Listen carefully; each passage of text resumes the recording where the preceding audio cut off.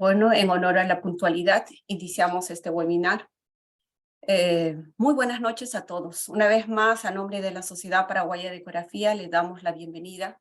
Desde Asunción les mandamos un fraterno saludo a todos los colegas de diferentes países que hoy nos acompañan, especialmente a nuestro invitado como es el doctor Leandro Fernández, que desde Venezuela estará compartiendo con nosotros un tema súper interesante como es el Doppler de parénquima renal.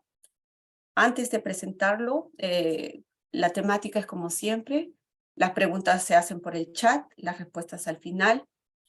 Y por otro lado, quiero comentarles, quiero decirles que hoy es el último webinar de esta comisión directiva. Ha sido un gran placer compartir con todos ustedes cada tema, cada sesión científica, y quiero expresar mis agradecimientos a la comisión directiva que me ha acompañado durante este periodo, al doctor Jorge Cabrera, la doctora Dalila Mansur, doctora Olga Bernal, doctora Estelvina Duarte y la doctora Rafaela Estigarribia. La doctora Rafaela Estigarribia, quien ha sido el principal pilar para la organización de estas sesiones científicas. Muchas gracias a todos ustedes. Nuestros agradecimientos también a nuestros auspiciantes que nos han estado apoyando con la plataforma virtual, a la empresa Elise Chesac. Muchísimas gracias. Y a todos los asistentes que nos acompañan. Y quiero invitarles a seguir participando en las actividades. Este fin de mes se realizarán las elecciones, se elegirá la nueva junta directiva y estoy segura que seguirán habiendo actividades, ¿sí? Y bueno, sin más, yo quiero hacer la presentación del doctor Leandro Fernández. Es un placer presentarlo. Doctor Leandro Fernández, médico internista, ecografista, director del Laboratorio de Ecografía Avanzada del Instituto Médico La Floresta, Caracas, Venezuela. Es director profesor de la plataforma digital de enseñanza online para médicos Sonoimagen Global Ultrasound Academy, vicepresidente de la Federación Mundial de Ultrasonido en Medicina, World Federation for Ultrasound in Medicine and Biology, presidente del Comité de Educación de la Federación Mundial de Ultrasonido en Medicina, World Federation for Ultrasound in Medicine and Biology. Doctor, sin más, adelante, tiene usted la palabra. Hola, muy buenas noches. Muchísimas gracias por la gentil presentación. Es realmente un orgullo para mí, un privilegio, un honor tener la oportunidad de compartir con ustedes esta actividad científica, por lo que agradezco muchísimo, muchísimo a la Sociedad Paraguaya de Ultrasonido, especialmente en la persona de la doctora Rafaela Estigarribia, que pues me han cursado esa invitación que me va a permitir compartir con ustedes en los próximos minutos un tema particularmente interesante como lo es el ultrasonido renal y en la presencia de enfermedad parenquimatosa.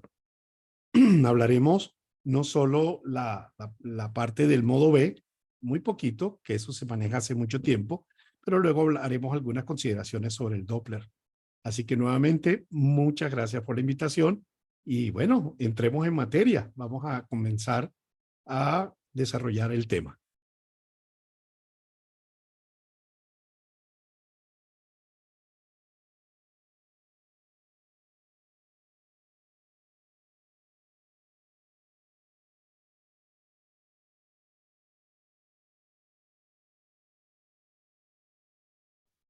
Muy bien, entonces aquí estamos, ultrasonido en la enfermedad parenquimatosa renal.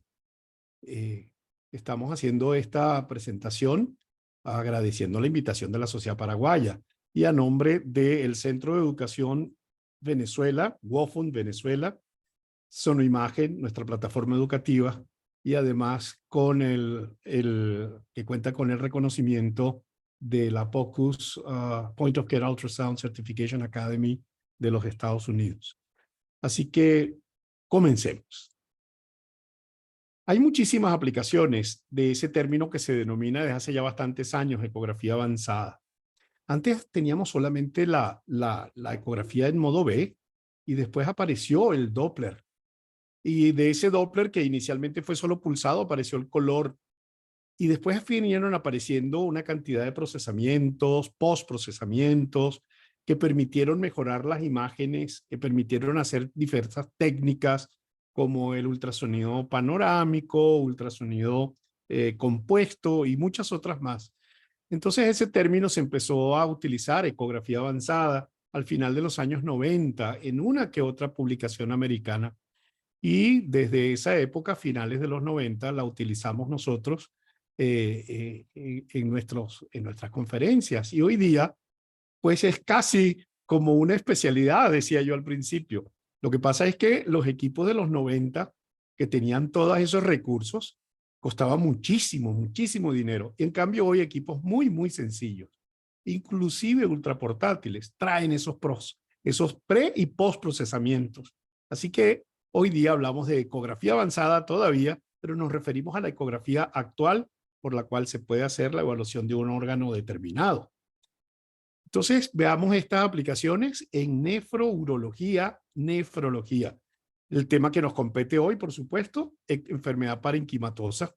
Y nosotros con este tipo de técnicas tenemos otras aplicaciones que no son las que vamos a desarrollar hoy en la noche, pero podemos diferenciar, por ejemplo, nefropatía de patrones obstructivos o no obstructivos o de causa, mejor dicho, obstructivo o no obstructivo. Podemos evaluar tumores, quistes, trombosis venosa, la vena renal. El ultrasonido Doppler es el primer método, el método de elección para la evaluación de esta patología.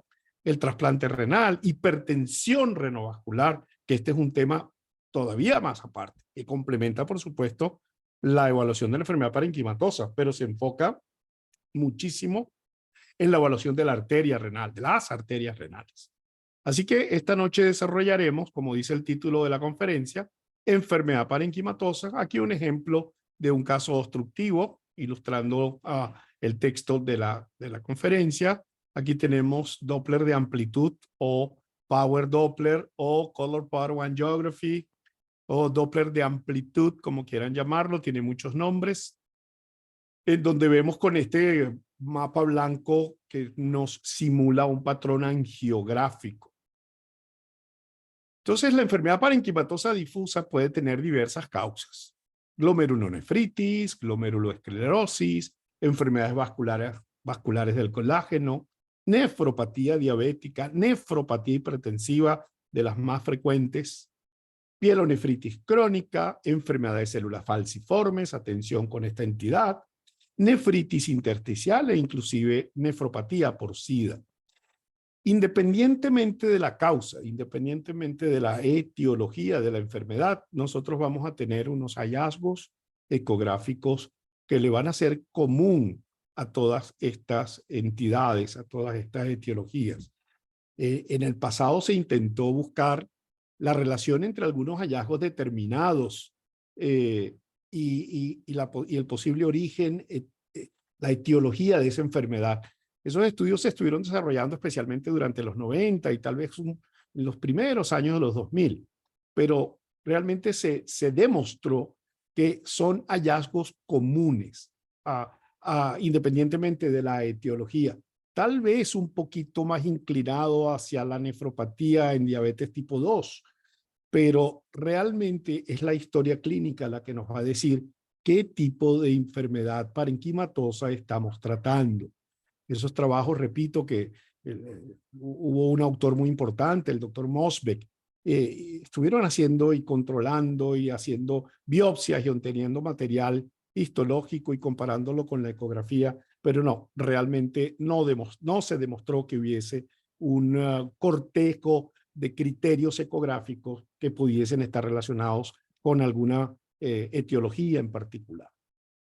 Hoy en día, el estudio de la ecografía renal es el estudio esencial en pacientes con patología renal, bien sea patología renal aguda, patología renal crónica, en las evaluaciones de los pacientes para la indicación de la biopsia renal e inclusive para guiar ecográficamente el procedimiento de la biopsia. Ahora, insisto, la interpretación de los hallazgos ecográficos es altamente dependiente de los datos clínicos. clínicos y de laboratorios. Así que la ecografía viene siendo una pieza más de ese rompecabezas que vamos a armar para poder llegar al diagnóstico de la enfermedad que está padeciendo el paciente en un momento dado. Ilustramos aquí la imagen con un riñón derecho, donde estamos utilizando el hígado como ventana acústica, y aquí ya una característica anormal, porque la imagen renal, su parénquima, es más gris, es más ecogénico que el hígado. Y eso ya nos habla de la presencia de una enfermedad parenquimatosa difusa en ese paciente dado, en ese riñón que estamos evaluando. El protocolo de examen. ¿Qué debemos hacer cuando hacemos? ¿Qué debemos hacer? ¿Qué protocolo seguir cuando hacemos una evaluación renal? Bueno, debemos localizar y mencionar en nuestro reporte, por supuesto, dónde están localizados los riñones. Habitualmente están en el retroperitoneo, en la fosa renal, pero recuerden que hay la posibilidad de riñones ectópicos. ¿Qué forma tiene el riñón? ¿De qué tamaño son los riñones? ¿Son estos riñones simétricos? ¿Hay uno más grande y uno más pequeño? ¿Cómo son los contornos de ese riñón?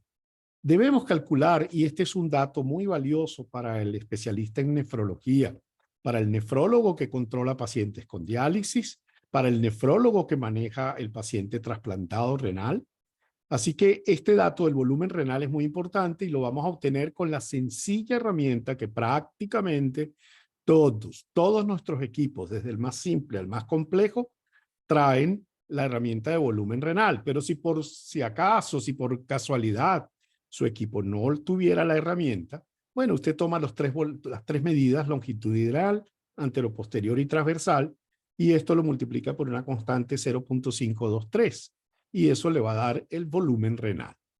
Debemos también examinar la ecogenicidad. Ese riñón tiene menos ecogenicidad, es igual al hígado, es superior al hígado o al vaso. ¿Cuál es el espesor corticomedular? Y fíjense bien, aquí hacemos ya una diferencia. Una cosa es el espesor corticomedular, es decir, vamos desde la cápsula hasta la línea donde se une la pirámide con el seno renal. Todo eso es parénquima. Otra cosa es la relación, la proporción corticomedular. Es ver cuánto mide la corteza como tal y cuánto mide la pirámide o la médula renal, que generalmente esa proporción se mantiene, podríamos decir de 1 a 1, pero a veces también hay autores que hablan de 0.8 a 0.9. Entonces, debemos definir el espesor corticomedular especialmente, porque esa es la capacidad, ese es el parénquima efectivo que va a hacer la filtración necesaria, la actividad de los glomérulos para la purificación para poder producir la orina con lo que es necesario excretar de nuestro organismo. El sistema colector debe ser evaluado también. ¿Está normal? ¿Es homogéneo? ¿O hay dilataciones que me hagan pensar en hidronefrosis? Y luego vamos al Doppler del parénquima, que vamos a hacer algunos comentarios que son particularmente interesantes y particularmente útiles en la evaluación de nuestro paciente. Finalmente, cuando estamos haciendo el protocolo completo, viene entonces incluida la evaluación de las arterias renales. Pero realmente nosotros preferimos hablar de arterias renales como un capítulo aparte, por razones de tiempo y por razones de dedicación en detalles muy finos que deben ser conocidos. Eso tal vez podamos discutirlo en una próxima reunión de la Sociedad Paraguaya de Ultrasonido. ¿Cómo debemos entonces ajustar? ¿Qué necesitamos nosotros de instrumentación y cómo deben ser los ajustes para evaluar el parénquima renal? Vamos a usar los traductores actuales. Prácticamente hace más de 20 años los traductores son todos de banda ancha. Cambiaron un poco su frecuencia, 4.2, 5 a 2 MHz, 6 a 2 MHz, 6 a 1 MHz. También podemos utilizar transductores microconvexos. Si el paciente es muy delgadito o se trata de un paciente pediátrico, nos ayuda mucho esta frecuencia de 8 a 4 MHz. El volumen de muestra cuando estemos utilizando el Doppler debe ser bien pequeñito porque esto lo vamos a colocar en las arterias intrarrenales. Así que debe ser un volumen de muestra, el gate, como dicen también los anglosajones, en 1 o 2 milímetros. Hay que disminuir el filtro de pared para que nosotros podamos tener y poder ver el total llenado tanto sistólico como diastólico de esas arterias intraparenquimatosas. Y debemos trabajar con una escala de espectro que sea grande, que sea amplia, ese diseño gráfico para hacer el análisis espectral. Así que queremos una onda espectral grande y eso lo vamos a lograr disminuyendo la frecuencia de repetición de pulsos de nuestro equipo, que en nuestro equipo se puede llamar PRF en inglés, Pulse Repetition Frequency, puede llamarse FRP, frecuencia de repetición de pulso en español, se puede llamar escala y también se va a llamar velocidad. Cada marca le asigna un nombre a ese control, a ese botón que lo vamos a utilizar muchas veces durante nuestro examen, que es el botón que va a modificar el tamaño del espectro. Trabajen, pues, mi recomendación, con un espectro lo más grande posible para que sean muy acertadas las mediciones, bien sea manuales o automáticas que puedan hacer con su máquina, que puedan hacer con su equipo. Bien, ya dije que los riñones esperemos que estén en las fosas renales, que esto es lo habitual, que son órganos pares, pero recuerden pues que hay eventualmente la posibilidad de riñones ectópicos. Así que si usted no encuentra los dos riñones, búsquelo. Primero busquen pelvis, es donde más frecuentemente se encuentran. Pero fíjense en este diagrama que tenemos la aorta, pueden estar hasta intratorácicos o pueden estar sencillamente descendidos, con caída de ese riñón o, como les digo, muy frecuentemente se encuentran en pelvis. Hay que buscarlo e identificarlos. Recomendación, si lo buscan y no lo encuentren, por ultrasonido yo no me atrevo a decir ausencia de riñón. Hay otros indicios, si no hay uno, el otro es hipertrófico, pero a veces es tan hipotrófico que no lo logramos ver con ultrasonido. Entonces nosotros colocamos riñón no observado mediante la utilización de este método, por si acaso el clínico quiere ir a otro método de evaluación tipo gammagrafía, tipo resonancia o tipo tomografía, si la creatinina del paciente lo permite, UroTac. Así que este riñón tiene varias áreas, tiene un área central, aquí tenemos, esto sería la corteza, el parénquima, la corteza, y esto viene siendo pues la médula o pirámide. Esto todo es parénquima que nosotros reportamos. Estas son las llamadas columnas de Bertin, que son indentaciones de parénquima sano. Esto aquí el seno renal. Así que si lo queremos de hacer un diagrama aún más simple, tenemos una zona 1, que es la corteza, una zona 2, que es la médula, y una zona 3, que es el seno renal, que son fácilmente identificables por ultrasonido. Nuestro paciente está acostado, decúbito supino, o puede estar un poco inclinado hacia la izquierda, o en decúbito lateral izquierdo, como les sea a ustedes más cómodo. Se busca entonces la ventana acústica, y vamos a ver esta breve animación, donde el haz de ultrasonido penetra a través de los espacios intercostales, y esto me permite observar el riñón en toda su longitud y además observar el trayecto de la arteria renal e inclusive de la aorta.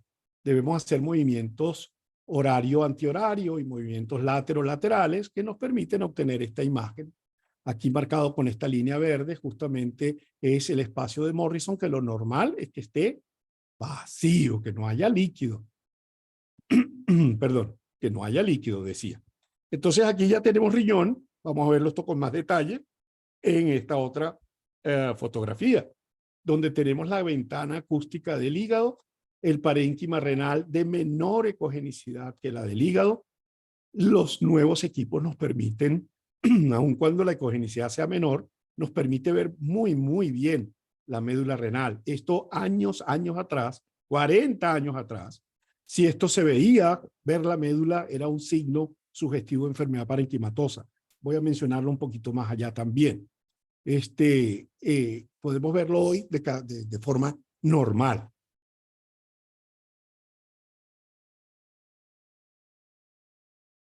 Entonces, esta es la estructura renal, donde aquí corteza, médula y esto el seno renal. Muy bien delimitado, reposando sobre el músculo psoas. Eso ya lo mencionamos. Para ver el izquierdo, se puede hacer con el paciente igualmente en decúbito supino o se hace un decúbito lateral derecho y entonces usted coloca, este es el posicionamiento del transductor, para ver ese riñón izquierdo que lo va usted a correlacionar más con el vaso, por supuesto, el que está adyacente. Y la ecogenicidad debe ser igualmente lo normal, menor que la ecogenicidad observada en el vaso. Aquí tenemos otra imagen renal, donde vemos que hay cierta prominencia en esta estructura. Aquí comienza ya a formarse una variación anatómica que es riñón endromedario y corresponde a hipertrofia de la columna de Bertin. Y a veces conforma una imagen verdaderamente que lo hace pensar a uno en un tumor y es una variación anatómica. Por eso se llama imagen pseudotumoral por hipertrofia de columna de Bertin. La ecogenicidad de los órganos parenquimatosos, aquí está la comparación que les estoy insistiendo mucho para la evaluación del riñón. Fíjense que la médula renal tiene menos ecogenicidad que la corteza y esto es a su vez menor ecogenicidad que la del hígado.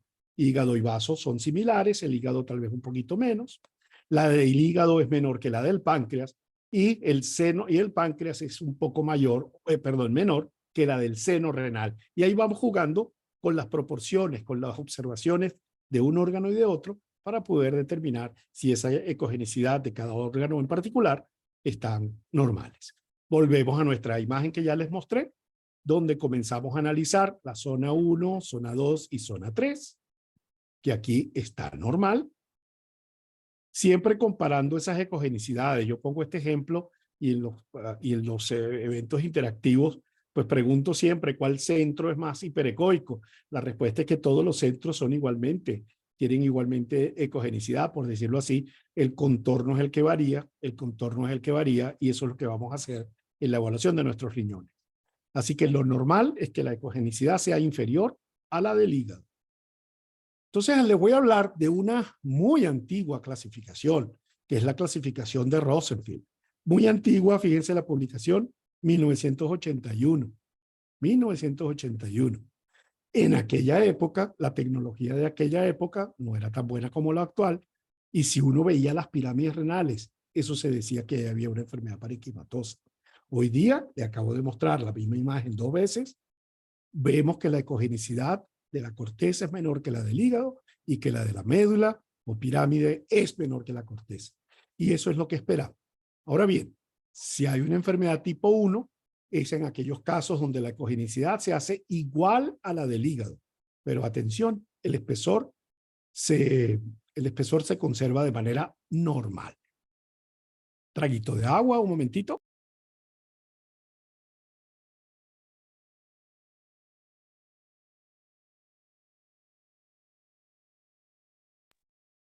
Entonces, decía que es igual a la del hígado, pero con espesor normal. El tipo 2 sigue siendo igual a la del hígado, pero atención, aquí el espesor está disminuido. La tipo 3 es superior a la del hígado e igual a la del seno renal. Así que esta clasificación, a pesar de ser tan antigua, se sigue perfectamente utilizando en muchísimos centros a nivel internacional. Aquí ejemplos donde tenemos un riñón normal, longitudinal y en transversal, con ecogenicidad menor que la del hígado. Aquí tenemos riñón contralateral, ecogenicidad menor que la del vaso. Y aquí observemos esta ecogenicidad. Aquí tenemos una ecogenicidad muy similar a la del hígado. Ya se hizo similar a la del hígado, conserva un adecuado espesor corticomedular que va desde 1.2 hasta 2.5 centímetros. El espesor corticomedular es normal y esto es, repito, una enfermedad tipo 1. Ahora viene en este otro caso que la ecogenicidad sigue siendo mayor. Ahora no solamente es igual, es mayor. Si se conserva el espesor, es tipo 1, pero si el espesor disminuye, entonces estamos hablando de una enfermedad parenquimatosa tipo 2. Y aquí tenemos otro donde la ecogenicidad está más aumentada, pero el espesor sí es francamente disminuido y nuevamente, sin ninguna duda, tenemos una enfermedad tipo 2. Finalmente, la tipo 3, vemos un riñón que es una imagen ovalada, totalmente ecogénica. No podemos distinguir quién es corteza, quién es seno, ni quién es médula. Y fíjense ustedes el tamaño tan reducido, es un riñón de solo 5.57 centímetros. Entonces, esto es una enfermedad tipo 3. Entonces, hasta aquí todo estaba bien. Esa era la ecografía que se hizo durante muchos años. Luego apareció el Doppler color, que no es nada reciente, pero apareció el Doppler color que nos permitió obtener más información. Nosotros podemos con el Doppler evaluar todo el árbol vascular intrarrenal, comenzando desde su arteria renal que sale desde la aorta, pero llega al ilio y ella va entonces convirtiéndose en arterias iliares, segmentarias. Las segmentarias se van a dividir, vamos a verlas ahorita otra vez en otro esquema, y nosotros vamos a poder ver tanto la sístole como la diástole, es decir, el flujo que entra arterial aproximándose al transductor. La barra de color está codificada en rojo, por eso se aproxima al transductor que estaría acá, y en azul sería el componente venoso sacando entonces ese flujo que ya se aleja del glomérulo. Así que cuando nosotros hacemos un Doppler renal y estamos dentro del parénquima, nosotros podemos observar todas esas arterias, ciliares, segmentarias, lobares, interlobares, las arcuatas, las interlobulillares, que también son llamadas corticales. Nosotros podemos ver todo ese árbol vascular, en este caso, una imagen con Power Doppler o Doppler de amplitud. Entonces, ¿qué vamos a hacer con esas arterias intrarrenales? Fíjense, vamos a medir el índice de resistencia renal. Mucha gente lo abrevia, que sería así en español, IRR. Otra gente le pone solamente IR, índice de resistencia, o en inglés RI, Resistance Index. Esto fue descrito en 1974 por Leandro Porcelot. Y él demostró que esto era un cambio muy precoz, indicador de enfermedad parenquimatosa y que refleja progresión de la enfermedad renal. A medida que el índice de resistencia sube a partir de ¿cuánto? ¿Cuándo decimos que subió? Cuando sobrepasa 0.7.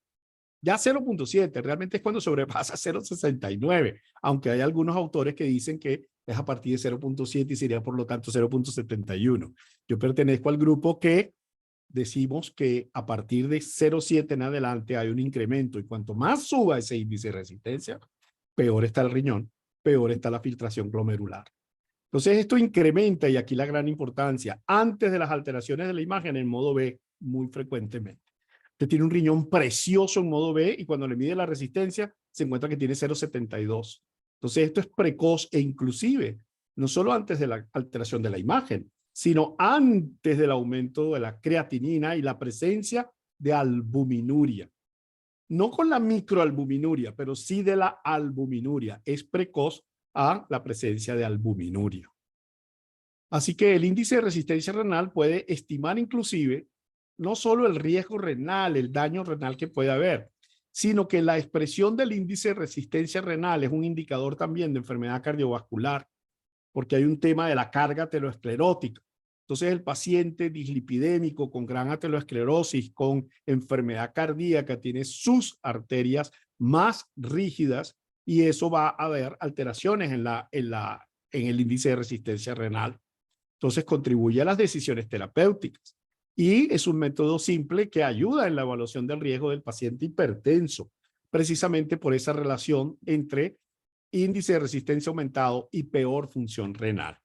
Aquí debe venir una fotico. Este es el conferencista hace muchos años, cuando estuvimos en el Congreso Mundial de Ultrasonido que se celebró en Buenos Aires en 1997.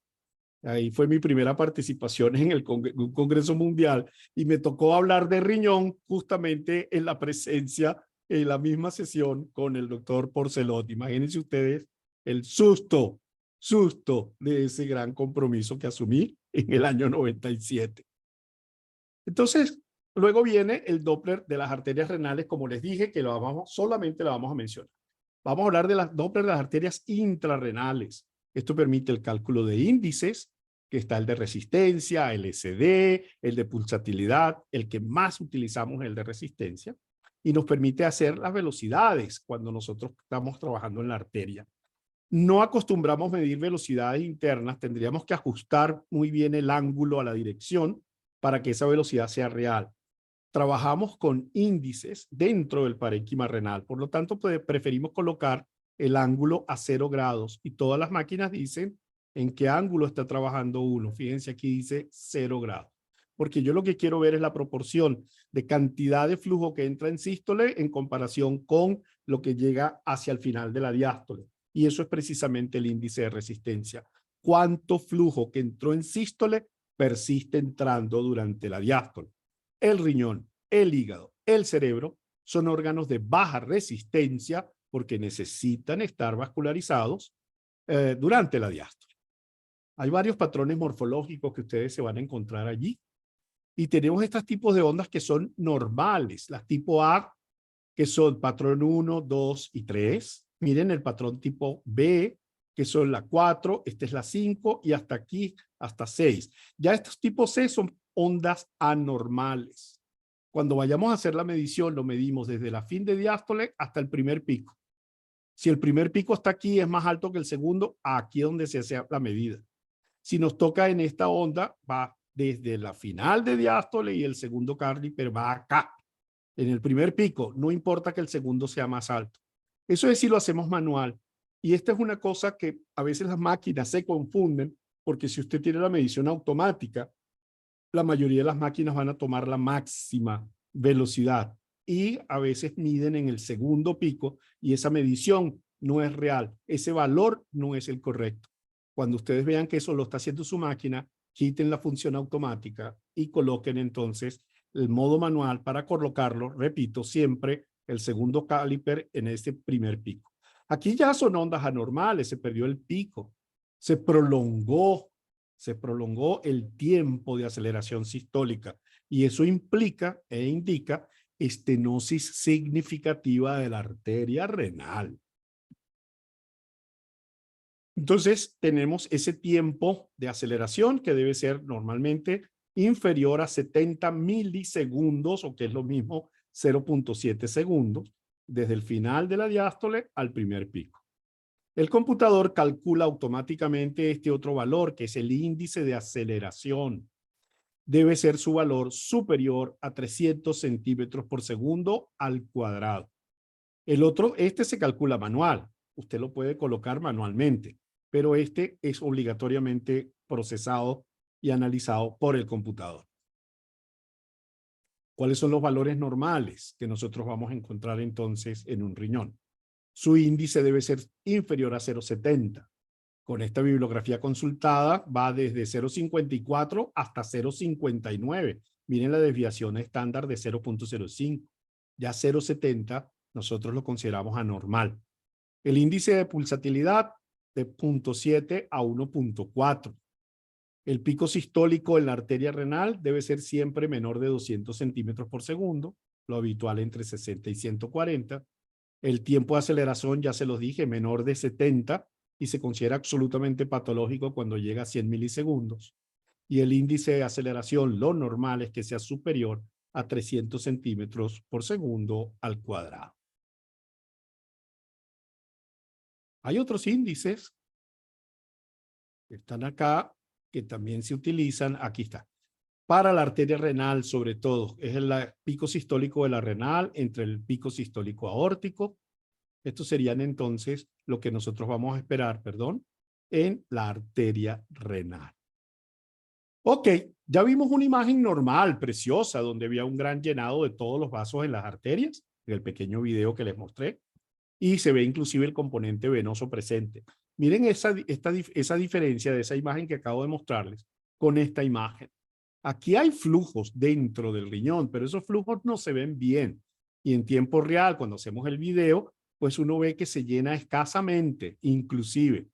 Y si colocamos nuestro volumen de muestra para generar el análisis espectral, vean ustedes este patrón de onda. Vean que ese segundo pico, ese primer pico, está presente. Pero vean el índice de resistencia. Es un índice de resistencia que está en 0.88. Eso significa que ese riñón está afectado, está inflamado, está comprometido por la nefropatía, cualquiera que sea la etiología. Primaria, secundaria, lo que ya les puse una lista al principio. Independientemente de cuál es la etiología, este hallazgo es el que vamos a encontrar. Y aquí está bastante comprometido ese riñón con 0.88 de índice de resistencia. Y el índice de pulsatilidad, que es hasta 1.4, él anda por 2.66. Eso nos dice que ese glomérulo está en sufrimiento porque no entra la suficiente cantidad de sangre en la diástole. Eso es lo que implica. Y por eso es que ese riñón no funciona bien. Vean ustedes, acá también, donde tenemos la nefropatía, donde se ve la ecogenicidad, ya hablamos de la clasificación tipo 1, 2 y 3, vean la ecogenicidad qué importante es, y es el mismo paciente, le hacemos la índice de resistencia y tiene 0.71. Allí hay nefropatía tanto en modo B como en el Doppler color. Nefropatía que llamamos enfermedad parenquimatosa difusa.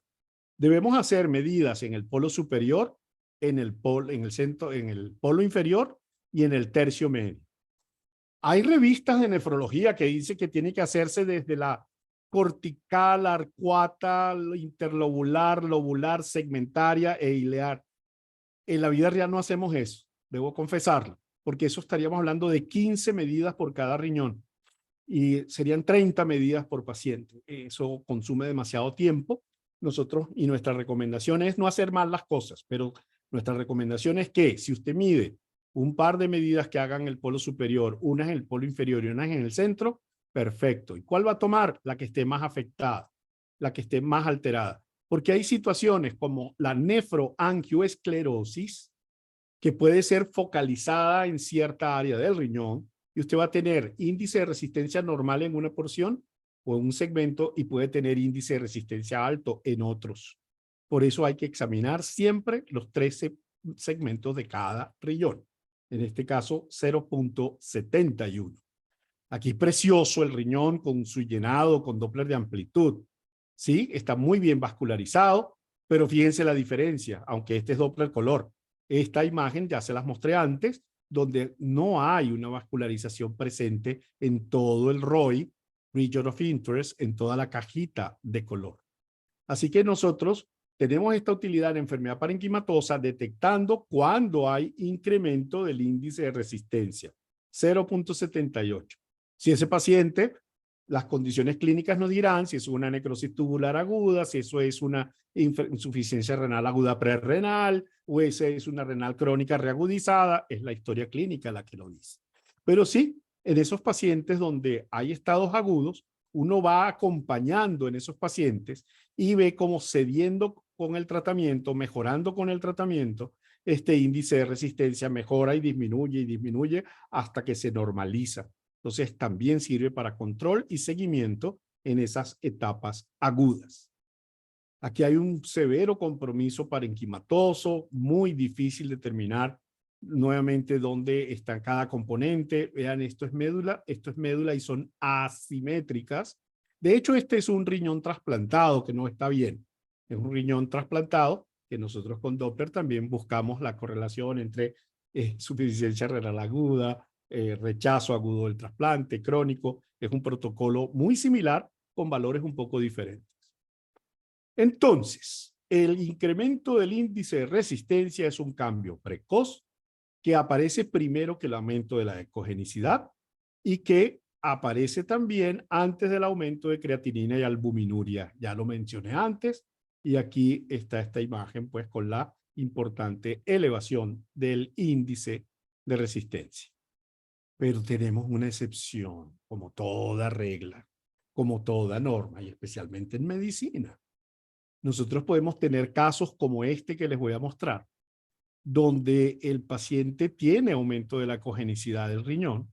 Este paciente tiene 6 punto algo de creatinina y cuando le hacemos el índice de resistencia, fíjense ustedes que tenemos 0.66, del otro lado 0.59. Y este paciente tiene 6.5 de creatinina y este paciente tiene alterada la ecogenicidad. Entonces, esto puede ocurrir a veces. Y esto tiene mucho que ver con la compliance, con la rigidez de las paredes arteriales intrarrenales. Esta explicación ha sido debatida por mucho tiempo. Finalmente hay más acuerdo entre los investigadores. ¿Y qué sucede cuando, que ya les mencioné que puede haber una carga aterosclerótica importante de un paciente que tenga cardiopatía isquémica, que tenga hipertensión arterial? Aquí lo que va a ocurrir es que al no haber una elasticidad normal, va a haber un pico sistólico que no va a ser lo suficientemente elevado para ser comparado con el final de la diástole. Y te dice entonces, cuando compara sístole con diástole, esto es una fórmula que el aparato hace, que fue el doctor Porceló el que la calculó, el pico sistólico menos pico diastólico entre el pico sistólico multiplicado por 100. Eso es lo que nos va a dar, eso es lo que nos va a dar el índice de resistencia. Entonces, eso es lo que hace ese falso positivo. Por eso es que les dije que el ultrasonido es una pieza más del rompecabezas. Usted tiene que conocer la historia clínica del paciente y tiene que conocer los exámenes de laboratorio del paciente y luego engranar todo eso junto para armar, como dije al principio, armar el rompecabezas. Entonces, esto es un poquito más, ya me adelanté en la explicación de por qué pacientes con insuficiencia renal pueden tener índice de resistencia normal. Es por un tema de compliance de esas arterias intrarrenales. Y bueno, finalmente les quise mostrar una imagen, este videoclip de la arteria renal y de la vena renal, que va a formar parte también de la evaluación integral del riñón. Nosotros en nuestro laboratorio hacemos una distinción entre qué vamos a explorar. Vamos a hacer un Doppler renal y como Doppler renal nos referimos a la evaluación intraparenquimatosa, como les acabo de decir. Y también tenemos la otra figura que es el Doppler renovascular, que para eso sí vamos a hacer entonces la exploración completa de la aorta, la emergencia de la arteria renal y las mediciones a través de sus segmentos. Cuando hemos dado conferencias en diversos países, dicen que para ellos, nuestros colegas en, ¿qué les puedo decir? Perú, Ecuador, no les es posible hacer esa diferenciación. En nuestro laboratorio hacemos, la mayoría de las veces, todos los pacientes son previa cita. Y cuando el paciente solicita una cita, nuestro personal secretarial está entrenado y le pregunta al paciente, ¿y por qué le piden a usted este eco? Porque la mayoría de los médicos escribe eco renal y no dice nada más en el récipe, en las indicaciones médicas. Entonces, si el paciente habla de que tengo la tensión alta y ya no me controlo y ya el paciente habla de hipertensión arterial, nosotros hacemos una preparación, hacemos unas recomendaciones dietéticas para hacer el eco de la arteria renal, evitando que se interponga gas intestinal. Por supuesto, hacemos la arteria renal y hacemos el parénquima. Pero cuando nos dice el récipe, raramente, pero el interrogatorio que hace el personal secretarial o nosotros mismos como médicos, no es porque tuve un cólico nefrítico, no es porque yo soy diabético, no es porque yo tengo un lupus o lo que sea, ya sabemos que nos vamos a enfocar y nos vamos a reportar solo en este protocolo que acabo de compartir con ustedes en estos 38.52 segundos. Muy bien, entonces en conclusión, el ultrasonido en enfermedad parenquimatosa renal tiene una alta sensibilidad y especificidad, es un estudio accesible, inocuo, con una excelente relación costo-beneficio y como les dije, no diferencia la etiología, pero tal vez sí la severidad del compromiso. Es una literatura más reciente que habla en pacientes con diabetes mellitus tipo 2. Y ahora sí, mi última diapositiva a los 39.20 minutos 28 segundos. Muchísimas gracias a todos por haber acudido a esta sesión convocada por nuestros amigos, queridos amigos de la Sociedad Paraguaya de Ultrasonido. Muchas gracias a todos por su atención y bueno, estamos abiertos ahora para algunas preguntas y respuestas.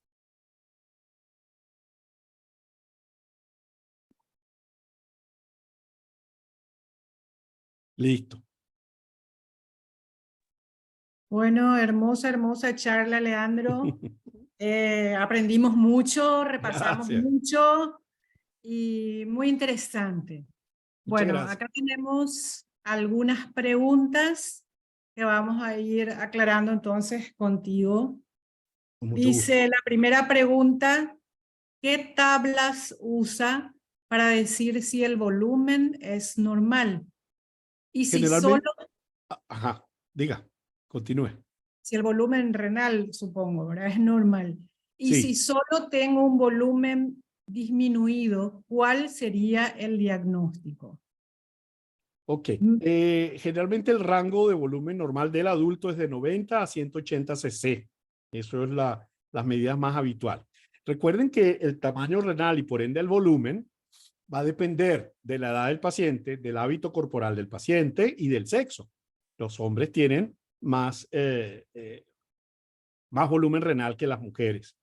Entonces, manejamos tamaño normal de 9.5 a 12.5 centímetros en longitud y manejamos que no debe haber una diferencia superior a 1.5 centímetros entre un riñón y el otro en el diámetro longitudinal. Eso es con respecto al diámetro. Luego calculamos con la fórmula, pero esa fórmula la hace el computador. Y el computador nos ofrece ese volumen renal y procuremos de que sea más o menos simétrico. ¿Qué pasa cuando los riñones son asimétricos? Van a tener las longitudes y las medidas van a ser más pequeños de un lado y por ende, por lo tanto, el volumen también va a ser menor. Entonces, cuando ustedes tienen un riñón pequeño, hay que ver de qué se trata. ¿Será que se quedó pequeño porque no se desarrolló? ¿Será que se quedó pequeño porque tuvo una pielonefritis y luego este proceso se hizo crónico y atrofió el riñón de alguna manera? Cuando hay un riñón pequeño, lo esperado es que el riñón contralateral sea hipertrófico y ese comportamiento se llama hipertrofia compensadora. Entonces, concretando, riñones deben estar de 9.5 a 12.5 con una diferencia no mayor de 1.5 y un volumen entre 90 a 180 cc. Muy bien. La siguiente pregunta dice, ¿a qué se le llama filtro de pared? Muy bien. Cuando nosotros tenemos los controles, cuando activamos la función Doppler, ahí se activan un montón de recursos que, les confieso, la inmensa mayoría de los ecografistas no maneja toda esa gama de botones y cuándo apretar uno y cuándo apretar otro. La mayoría se guía porque coloca el preajuste o preset que viene de fábrica que dice renal, ¿sí? Y ya ellos ajustaron la PRF, ajustaron la persistencia, la sensibilidad del color y también ajustaron ese filtro que se llama filtro de pared. Ese control elimina ruido que se genera desde donde estamos colocando nuestro volumen de muestra, que es nuestro micrófono virtual que va allá para escuchar el paso de la sangre en esa arterita renal. Si hay mucho ruido, si el filtro de pared está muy bajo, se va a meter en el espectro, va a haber mucha señal blanca en la base, pegada de la línea de base, que puede hasta estropear todo nuestro gráfico espectral. Porque hay latido transmitido que viene desde aorta, arteria renal y a todo el árbol intrarrenal. Ese latido transmitido hace que la arterita brinque, y entonces eso deteriora la imagen. Ese control se llama, en casi todas las máquinas, están en inglés, WF, Wall Filter. Se mide en decibeles. Otra gente es más sencilla y le pone bajo, mediano y alto. Entonces busquen el control y cuando estén revisando parénquima, coloquen el filtro de pared en bajo. Para ver la arteria renal hay que ponerlo al máximo. Fíjense ustedes la diferencia. Son los truquitos de optimización de la imagen color. Tal vez, yo no sé si haya aquí en el auditorio gente contemporánea conmigo que nosotros grabábamos con los discos de acetato y grabábamos en nuestra casa los cassettes de música. Y cuando el disco estaba muy dañado, tenía mucho ruido y nosotros teníamos un filtro para hacer la grabación que quitaba el ruido y hacía el tono un poco más ronco, pero las rayitas que tenía nuestro disco de acetato, ese ruido que producían esas rayitas se eliminaba. Y es precisamente lo mismo. Es un eliminador de ruido que nosotros no queremos tener en nuestra imagen. Muy bien. Ahora preguntan si es necesario comparar los índices de resistencia desde la arteria renal, iliares y parenquimatosas para verificar que vayan en sentido decreciente para descarte de estenosis de la arteria renal. Iba todo muy bien y prácticamente la pregunta estaba respondida, porque va a haber un cambio en esos índices de resistencia. Y es como les dije, el nefrólogo, yo a veces lo hago cuando son nefrólogos así sumamente exigentes que nos piden ese estudio tan detallado. Y entonces uno hace índices de resistencia y los va viendo desde las interlobulares arriba, que a veces, la mayoría de las veces no se puede detectar, sino que uno lo hace en la arcuata y va bajando y va bajando. Y lo va haciendo en los tres segmentos. En esos casos, lo que se busca es ver cómo va siempre el riñón recibiendo la cantidad de flujo diastólica que nosotros queremos y consideramos normal, es decir, cuando estos índices de resistencia se mantienen por debajo de 0,7. La expresión dentro del parénquima para ver si hay una estenosis de arteria renal no es en el índice de resistencia, a menos que sea muy bajo. Y ya les voy a decir, si usted tiene una estenosis, no pasa la sangre con la suficiente fuerza, se demora en entrar al riñón, prolonga el tiempo de aceleración, y si es tan severa la estenosis en la arteria, no va a dejar que levante el pico sistólico y se va a producir un fenómeno que se llama parvus tardus, que significa parvus poco, tardus tardío, lento. Entonces ese es un flujo monofásico de una montañita seguida de una zona más aplanada. Ese parvus tardus es el que se ve también en cualquier estenosis en arterias de miembros inferiores. Hablamos de que podemos decir que estamos ante un parvus tardus con índices de resistencia por debajo de 0,52. Le dije que los normales de 0,54 hasta 0,69. Ya 0,53, 0,52, 0,50 estamos hablando de un compromiso y expresión de estenosis de arteria renal. Entonces, eso es lo que vamos a ver como índice de resistencia intrarrenal en expresión de estenosis significativa de arteria renal. Y decimos significativa cuando la estenosis es de 60% o más. Puede que haya una estenosis de 40% y esa ni altera los patrones hemodinámicos ni desencadena el fenómeno de renina-angiotensina. Para que todo eso ocurra deben ser estenosis superiores al 60%. Bien, acá hay otra pregunta. Dice, ¿cómo se podría concluir en el caso de que en el modo B, me imagino que quiere decir, tengamos signos característicos de enfermedad parenquimatosa, con un índice de resistencia normal? Pues yo lo escribo signos ecográficos en modo B, tal como está, Claro. indicativo de enfermedad parenquimatosa difusa, que siempre va a ser bilateral, y le ponemos con índice de resistencia normal con muy probable explicación de falso negativo. Yo le escribo, está alterado el modo B, pero ese paciente tiene un índice de resistencia normal. Entonces vamos a dar el diagnóstico. Si el modo B está alterado, a veces tenemos modo B normal y tenemos el Doppler alterado. Si los dos están alterados, pues muy bien, pero si está normal el Doppler, decimos que seguramente estemos ante un caso de falso positivo con respecto al índice de resistencia. Y lo escribimos en el informe. Claro.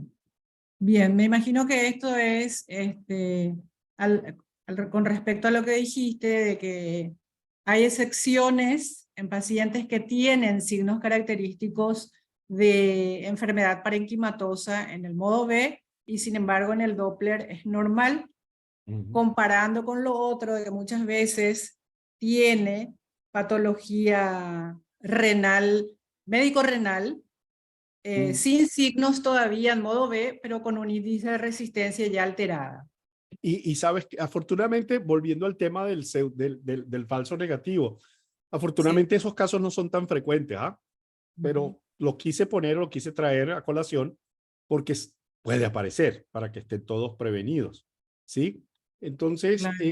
eso no es tan frecuente, pero puede aparecer. Lo frecuente es que estén los dos alterados, ¿sí? Y termina de redondearme la pregunta que disparé sin terminar de escuchar. No, y El, eso era todo. ok, Eso era todo. ok. Bueno, tenemos una última pregunta, creo que esta. Dice, ¿cuál es la preparación que se debe realizar, que debe realizar el paciente? Me imagino que para el Doppler pregunta. La pregunta dice solamente esto. ¿Cuál es la Ok. preparación que debe realizar el paciente? Ok. A nosotros nos gusta hacer este examen en ayunas, ¿sí? 6, 8 horas de ayuno. Pero muchos centros hacen el Doppler renal, el del parénquima, lo hacen sin necesidad de ayunas siquiera, porque no se van a meter a buscar la arteria renal. Yo prefiero que sí sean unas 6 a 8 horas de ayuno como máximo. Si ya usted deja a ese paciente en 12, 14, 16 horas de ayuno, el intestino va a producir gas y entonces eso le va a molestar mucho. Entonces, puede ser en ayuno o puede ser inclusive sin ayuno si lo que queremos es ver el Doppler del parénquima. ¿Cuánto nos tardamos haciendo el Doppler del parénquima? Con el modo B y el color. Ya con una mano, con cierta experiencia, eso se puede hacer de 10 minutos, tal vez 15 minutos, ambos riñones.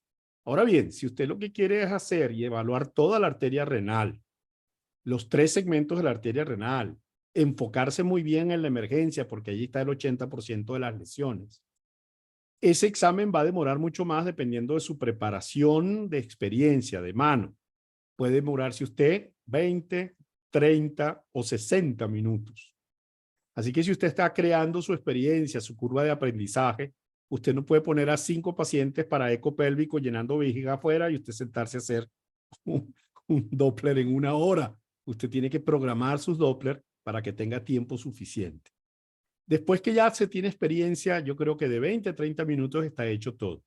Entonces les comparto un secreto, así lo pongo en las conferencias de renovascular. Nosotros cuando le vamos a dar cita al paciente para hacer un Doppler renovascular, ver arteria, ver aorta, nosotros le recomendamos al paciente que durante 3 días, no coma lo que toda abuelita sabe que da gases. No coma granos, no coma grasas, no coma coliflor, no coma repollo, brócoli y las cosas que las abuelas saben que da grasa. Recuérdense que la intolerancia a la lactosa es muy frecuente en el adulto, entonces no consuma lácteos en esos 3 días. Y aún así, como parte de la experiencia de nuestro fracaso, que no lo veo y no lo veo, nosotros agregamos a nuestra preparación de 3 días que tome una pastillita de simeticona con cada comida durante esos 3 días. Le pedimos que venga al consultorio y puede consumir dieta líquida, líquidos claros. No necesita estar en ayuno sin nada de comida, porque tomar bastante líquido produce cierto efecto de movilización de la columna hidroaérea del intestino. Entonces, eso nos permite ver siempre, siempre la arteria renal. Excelente. Bien. Bueno, son todas las preguntas. Muy bien. No veo más ninguna, así que por mi parte yo te agradezco muchísimo, Leandro, y le paso la palabra a nuestra querida presidenta para Antes que que nuestra, haga el cierre de esta. antes que nuestra presidenta haga el cierre, los invito muy cordialmente. Tenemos el Congreso FLAUS de la Federación Latinoamericana de Sociedades de Ultrasonido en Panamá, agosto 25 y 26. Van a ser 2 días muy intensos con varias salas simultáneas donde va a haber representación de todo el profesorado de Latinoamérica y esperemos que haya una gran asistencia de los médicos ecografistas de toda Latinoamérica. Recuérdenlo, el agosto 25 y 26 en Panamá, la presidenta del Congreso es la doctora Eda Chávez, que va a asumir la presidencia de la Federación Latinoamericana de Ultrasonido en ese evento. Así que están todos cordialmente invitados, especialmente a la Junta Directiva de la Sociedad Paraguaya que nos acompañe para la Asamblea General. Muchas gracias por la invitación. Muchas gracias a todos ustedes.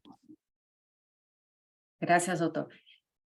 Tenerlo usted, doctor Fernández, realmente fue un verdadero lujo. Muchísimas gracias por Muy compartir gentil. su tan amplia experiencia Ha sido súper didáctico, muy interesante. Sin duda será de gran utilidad para todos nosotros.